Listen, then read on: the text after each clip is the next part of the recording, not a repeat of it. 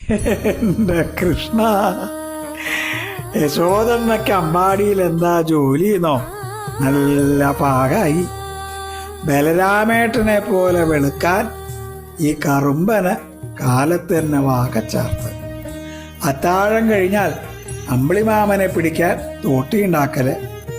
ഇപ്പുണ്ടായ കിങ്ങിണിപ്പൂച്ചയ്ക്ക് അന്നപ്രാശം, നാമകരണം തുടങ്ങി ഷോഡശക്രിയകൾ ചെയ്യിക്കല്. അമ്പാടിക്ക് ചുറ്റും ഐരാവതമായിട്ട് കണ്ണനെ എഴുന്നള്ളിച്ച് നടക്കല്. പാവ യശോദമ്മ. കണ്ണനെ പാട്ടുപാടി ഉറക്കാൻ നോക്കി യശോദമ്മ ഉറങ്ങും. ഇങ്ങനെയൊക്കെ ആണെങ്കിലും അവൾക്ക് പരമാനന്ദം കേട്ടോ.